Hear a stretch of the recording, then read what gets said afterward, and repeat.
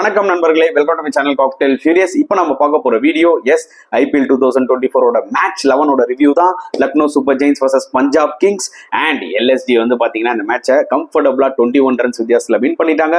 ஒரு ஸ்டேஜ்ல அப்படி தெரியல, பட் செம்மையா ஃபைட் பேக் கொடுத்தாங்க இந்த செகண்ட் ஹாஃப் தான் சொல்ல முடியும். அண்ட் எஸ்பெஷலி இந்த மேட்ச்ல வந்து பாத்தீங்கன்னா பூரான் தான் கேப்டன் பண்ணாரு. கேஎல் ராகுல் வந்து பாத்தீங்கன்னா அந்த ஒர்க் லோட் மேனேஜ்மெண்ட் குறைக்கிறதுக்காக அவர் இம்பாக்ட் பிளேயரா வந்தாரு. ஸோ அவர் கீப்பிங் பண்ணல.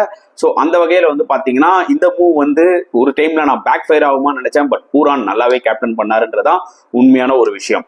S, other side Punjab Kings வந்து பாத்தீங்கன்னா சரியான ஸ்டார்ட். 199 ரன்ஸ் ஆல்ரெடி அடிச்சிருக்காங்க. யாரு? Lucknow Super Giants. So 200 target கண்டிப்பா ஒரு நல்ல ஸ்டார்ட் தேவை. அதுதான் எக்ஸாக்ட்லி பஞ்சாப் கிங்ஸ்க்கு கிடைச்சது. 102 ஃபார் நோ லாஸ். அதுக்கப்புறம் பாத்தீங்கன்னா டோட்டலா அவங்க மேட்சை கையை விட்டாங்க. அதுதான் ஒரு பெரிய பிரச்சனையே. நல்ல ஒரு ஸ்டார்ட் கொடுத்துட்டு அதுக்கப்புறம் மேட்சை 21 ரன் வித்தியாசத்துல தோக்கிறது வந்து பாத்தீங்கன்னா அன்அக்செப்டபிள்ங்க. சச் அ புவர் ஷோ தான் நம்ம சொல்ல முடியும். அட் த சேம் டைம் கொஞ்சம் லக் ஃபேக்டர் அவங்க கிட்ட இல்லை. ஏன்னா அன்பார்ச்சுனேட்லி லிவிங்ஸ்டன் வந்து இன்ஜுரி ஆயிட்டாரு ஃபீல்டிங் பண்ணும்போது. ஸோ அவர் கீழே இறங்கி விளையாடும் போது வந்து பாத்தீங்கன்னா அவரால் குயிக்கா ரன்ஸ் எடுக்க முடியல. And it was very difficult time for him தான் சொல்ல முடியும். லாஸ்டா சில ஷாட்ஸ் ஆனாரு, பட் அதுக்குள்ள மேட்சே கையை விட்டு போயிடுச்சுன்றதான் உண்மையான ஒரு விஷயம்.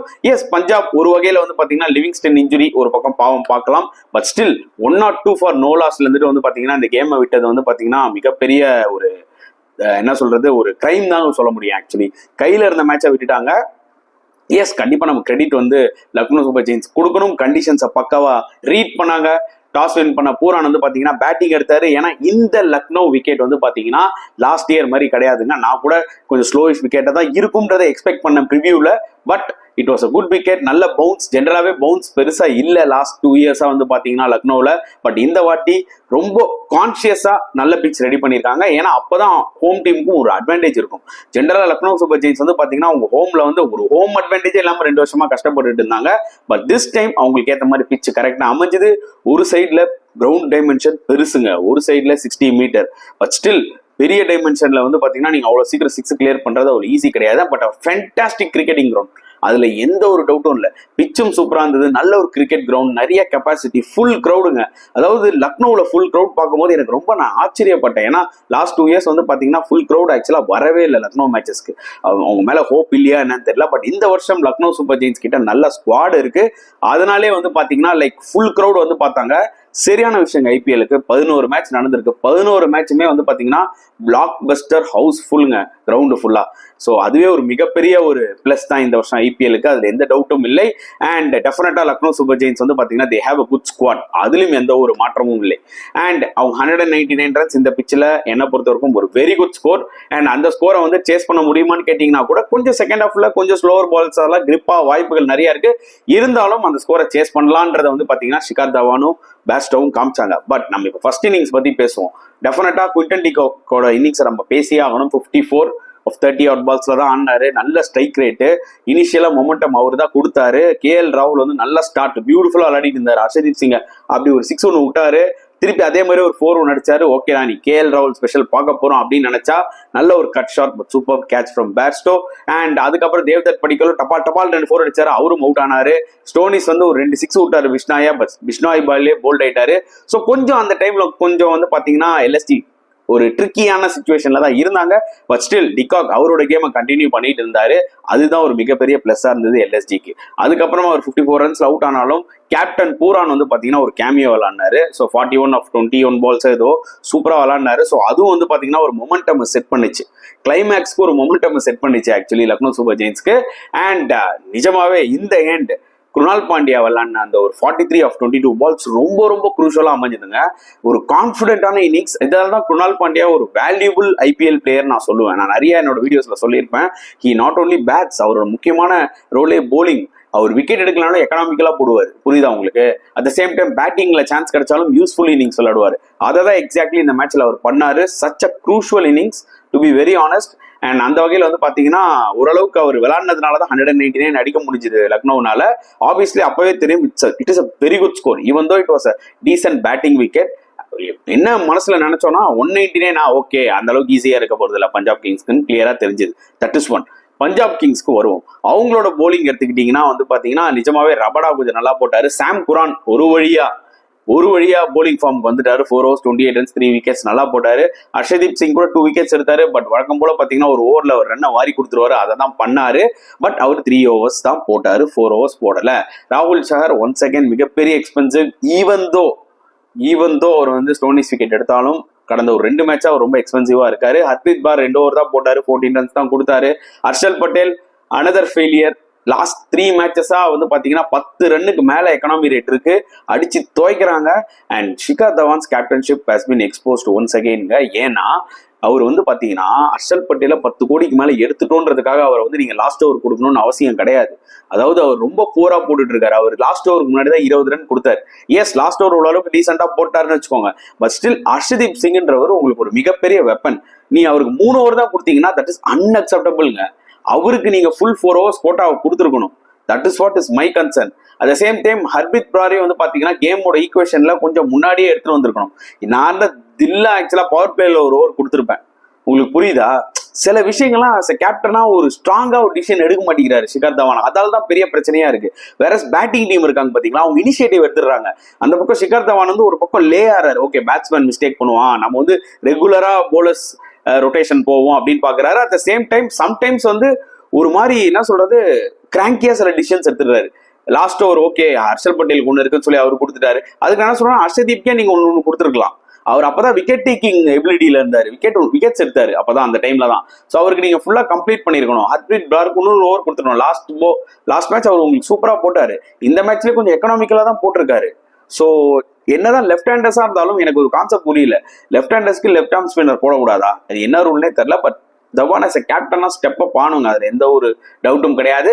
எஸ், அவர் கேப்டனா ஸ்டெப் அப் ஆனாலும் பேட்டிங்ல பயங்கரமா ஸ்டெப் அப் ஆனாரு தான் உண்மையான ஒரு விஷயம். இந்த 200 சேஸ் பண்ணும் போது பாத்தீங்கன்னா ஒரு சரியான start for Punjab Kings. 102 for no loss. அவரும் சரி பேர்ஸ்டோவும் சரி பிரிச்சு மேஞ்சிட்டாங்க. அண்ட் பேர்ஸ்டோக்கு இது ரொம்ப ரொம்ப இம்பார்ட்டன்ட் கேம்ங்க. ஏன்னா பேர்ஸ்டோ லாஸ்ட் 2 மேட்சா பெருசா அடிக்கல. அவர் மேல எக்ஸ்பெக்டேஷன்ஸ் நிறைய இருக்கு. இந்த மேட்ச் பொறுத்தவரைக்கும் ஒரு நல்ல கேட்ச் எடுத்தாரு கேஎல் ராகுலோட விக்கெட்ல. அண்ட் நெக்ஸ்ட் வந்து பாத்தீங்கன்னா பேட்டிங்கும் நல்லா விளாண்டாரு, 40 odd runs. பட் அவர்கிட்ட ஒண்ணுமே நான் அதிகமா எக்ஸ்பெக்ட் பண்ணேன். ஏன்னா 2 மேட்ச் ஃபெயிலியர். ஸோ அடுத்த மேட்ச் கண்டிப்பா இந்த மேட்ச்ல அவர் இன்னும் ஒரு 20-30 runs எக்ஸ்ட்ரா ஒரு 70-80 runs அடிச்சிருக்கணும். சோ தட் என்ன ஆயிருக்குன்னு பாத்தீங்கன்னா பஞ்சாப் இன்னுமே ஒரு நல்ல ஒரு பொசிஷன் போயிருப்பாங்க. பட் ஆப்வியஸ்லி டார்கெட் ஜாஸ்தின்றதுனால அவர் அட்டாக் பண்ணிக்கிட்டே இருக்கணும். ஸோ 40 odd runsல அவுட் ஆயிட்டாரு. அண்ட் அதுக்கப்புறம் தான் அந்த கேமே சேஞ்ச் ஆச்சு. பிரப் சிம்ரன் வந்து ஒரு சின்ன கேமியோ விளாண்டாரு, 9 balls 19. பட் லிவிங்ஸ்டனோட இன்ஜுரி அங்கதான் வந்து பாத்தீங்கன்னா பாதிச்சது பஞ்சாப் கிங்ஸை.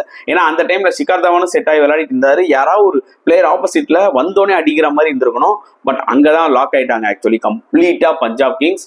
ஸோ ஜிதேஷ் சர்மாவும் பாத்தீங்கன்னா is having very very ordinary IPL தான் சொல்ல முடியும். அவரோட ஷார்ட் செலெக்ஷனா இருக்கட்டும் எல்லாமே வந்து பாத்தீங்கன்னா ரொம்ப ஆர்டினரியா இருக்கு. லாஸ்டா வந்து லிவிங்ஸ்டன் ஓரளவுக்கு அப்படி தடவும் போது வந்து பாத்தீங்கன்னா அப்பயே கேம் முடிஞ்சிச்சு. அதுக்கப்புறம் கடைசியா 6-4 அடிச்சாரு. அதான் சொல்லலாம், அதுக்குள்ள கேமே முடிஞ்சிருச்சுன்னு தான் சொல்ல முடியும். அன்பார்ச்சுனேட்லி இன்ஜுரி ஆயிட்டாரு. ஹோப்ஃபுல்லி அவர் வந்து பாத்தீங்கன்னா சீக்கிரம் ரெக்கவர் ஆவார்னு நினைக்கிறேன்.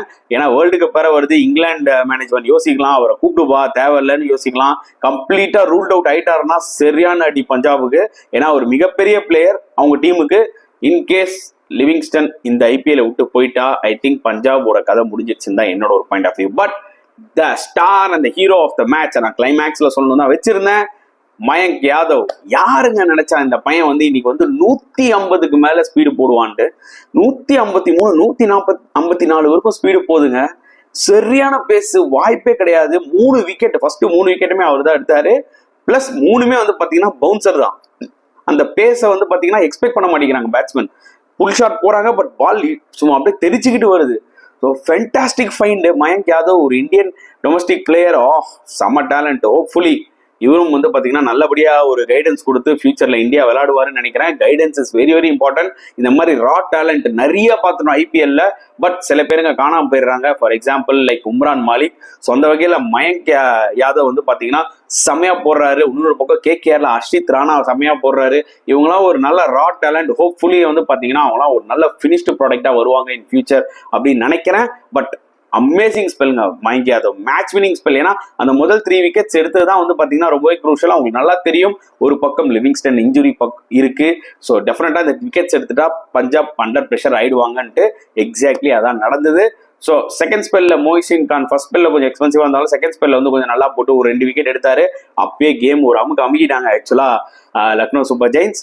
ஸோ லாஸ்டா 21 ரன்ஸ் வித்தியாசத்துல வின் பண்ணி கலக்கிட்டாங்க தான் சொல்ல முடியும். முதல் ஹோம் கேம் நல்ல வின், ஃபுல் க்ரௌடு, ஓனர்ஸ்லாம் ரொம்ப ஹாப்பியா இருந்தாங்க. நிஜமாவே ஒரு டிஃப்ரெண்டான ஒரு டைரக்ஷன்ல பார்த்த மாதிரி இருந்ததுங்க. நம்ம நிறைய வந்து லைக் சிஎஸ்கே, என்ன சொல்றது, கேகேஆர், எம்ஐ அண்ட் ஆர்சிபி இந்த மாதிரி ஹோம் சப்போர்ட்லாம் பயங்கரமா பார்த்து நம்ம நிறைய பழகிடுச்சு. ஈவன் ஆர்ஆர் கூட இப்போ எஸ்ஆர்ஹெச்சும் பார்த்துருக்கோம் நம்ம நிறைய. பட் எல்எஸ்ஜி இது பார்க்கும்போது இன்னைக்கு ஒரு மாதிரி ரெஃப்ரெஷிங்கா இருந்தது தான் நான் சொல்ல முடியும். ஏன்னா நல்ல பிச் இந்த வாட்டி கொடுத்துருக்காங்க அண்ட் நல்ல ஃபுல் க்ரௌடு வராங்க. ஸோ ஐ திங்க் எல்எஸ்டிக்கு எல்லாமே பிரகாசமா இருக்குன்னு தான் சொல்ல முடியும். Hope they continue this form. இப்போ வந்து டேபிள்ல 5th பொசிஷன் போயிட்டாங்க இந்த வின்னுக்கு அப்புறம். So they are in a very decent position. இன்னும் ஒரு 2 மேட்ச் தொடர்ந்து வின் பண்ணாங்கன்னா டாப் 4க்கு டஃப் கொடுப்பாங்க. அதுதான் என்னோட ஒரு feel. Punjab will be disappointed. ஏன்னா 3 மேட்ச் ஆடி 2 லாஸ். இன்னும் 2 லாஸ் ஆச்சுன்னா அவ்வளோதாங்க. அவங்க வந்து வழக்கம் போல நம்ம எக்ஸ்பெக்ட் பண்றோம். ஒரு பக்கம் டெல்லியும் சொதப்புறாங்க, பஞ்சாபும் டிபிக்கல் பஞ்சாப் டிபிக்கல் டெல்லின்ற ஒரு மேட்டர் கண்டினியூ ஆகிட்டே தான் இருக்கு. சரி, இப்போ நம்ம அவார்ட் செக்ஷனுக்குள்ள போலாம் வாங்க. So batsman of the match யாருன்னு நம்ம கொடுக்கலாம். Yes, definitely will go for Quinton de Kock. ஏன்னா அந்த ஸ்டார்ட் அவர் கொடுத்தது ரொம்ப ரொம்ப க்ரூஷியலுங்க. ரொம்ப க்ரூஷியல் அந்த ஸ்டார்ட் அவர் கொடுத்தது.